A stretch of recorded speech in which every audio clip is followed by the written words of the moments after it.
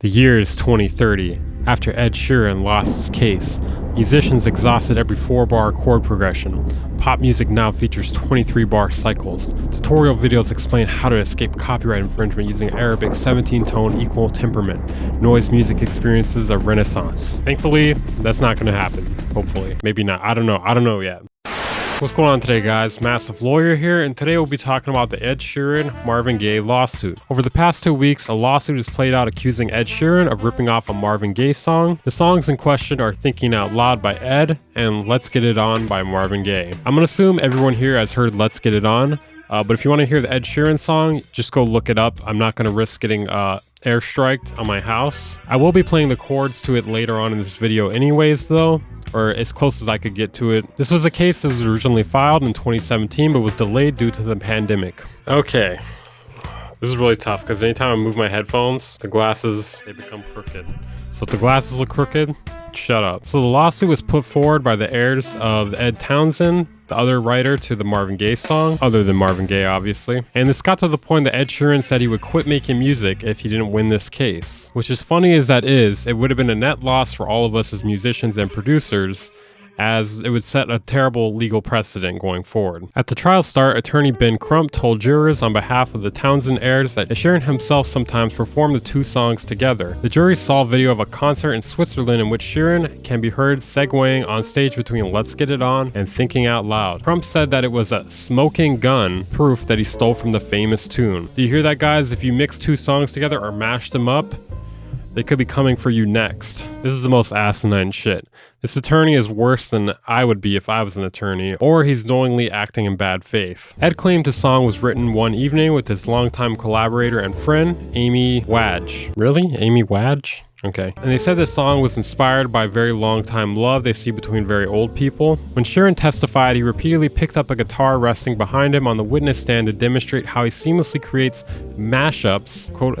They put that in quotes, by the way, quote unquote mashups. He's a dang old thief. Apparently, that's what they're thinking. He's a dang old thief. That poor courtroom. Not only were they subjected to jury duty, but they also were subjected to multiple Ed Sheeran concerts. I'm just imagining Ed making these mashups live in court, and they're just like, this guy's the biggest thief in the world. How does he keep doing this? How does he keep getting away with it? Also, if someone were to copy someone else's song, wouldn't it be like really oblivious and stupid to mash up the two songs together, the one you copied as well as the one that ended up becoming the copy? I'm not saying that proves anything, but like, wouldn't that be really stupid?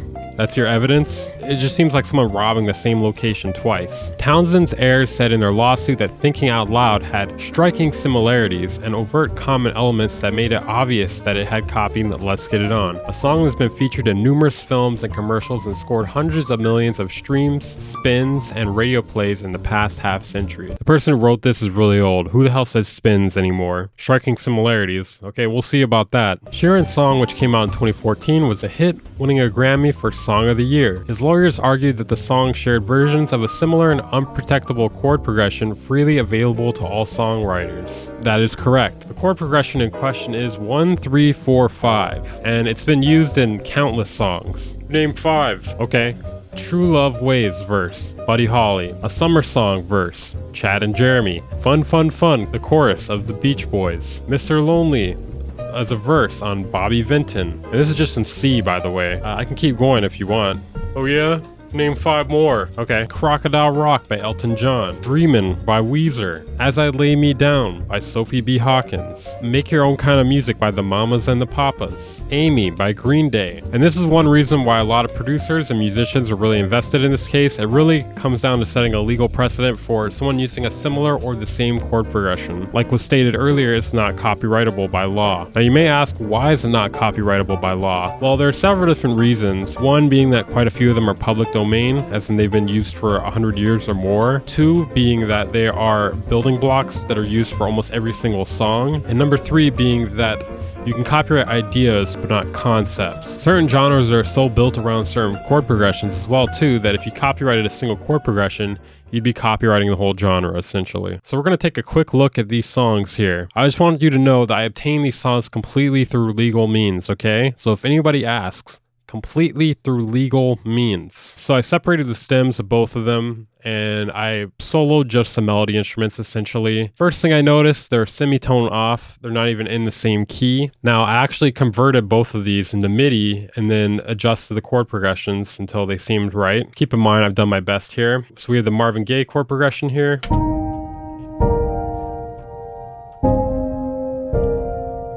Now that's pretty close. I mean, I'm sure there might be a few notes that aren't perfect, but it sounds like it, obviously. Now we got the chord progression here for the Ed Sheeran song. Again, tried my best. I'm not a music theory expert, but I'm not I wouldn't say I'm a complete amateur. I know my way around a note or two.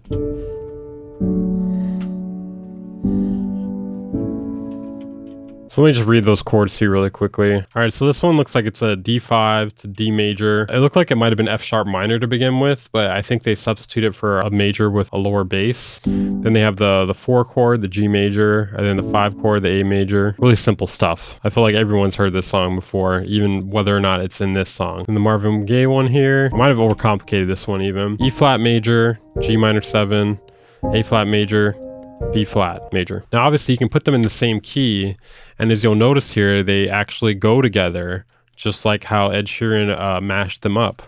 But that doesn't mean anything. You can mix lots of songs together that are in the same key.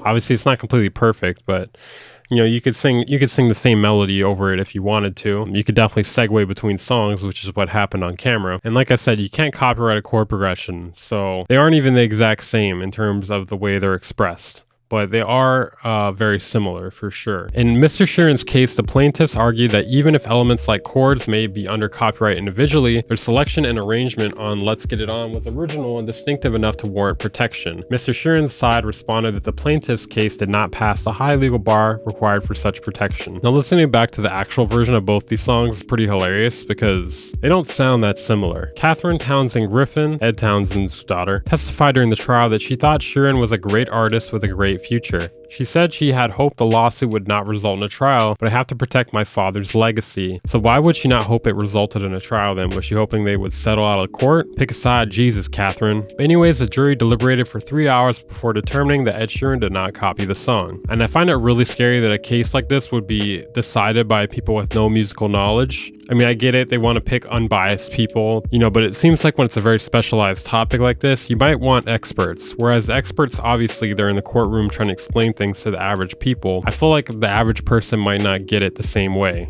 Their ears are different. Their ears may not be as refined. No offense. Ed Sheeran stated he was very upset that baseless claims were able to even be allowed into the courtroom like this. We have spent the last 8 years talking about 2 songs with dramatically different lyrics, melodies, and 4 chords which are also different and used by songwriters every day. These chords are common building blocks which were used to create music long before Let's Get It On was written and will be used to make music long after we are all gone. After the verdict was read, Miss Townsend said that she was glad to finally have the opportunity to speak one-on-one with Mr. Sheeran and that he had invited her to a show on his tour, which opens on Saturday. Ed Sheeran's gonna take her out. I don't mean on a date. To murder her. Can you imagine? For every person who likes this video, I will baselessly sue you in the court of law. If you made it to the end of the video, comment Weaver obtained both these songs through completely legal means. I've been your host, Weaver Beats. If you want to support the channel, consider joining my Patreon, becoming a channel member, subscribing on Twitch. I should be streaming later today. I'll see you guys next time. Bang Incorporated.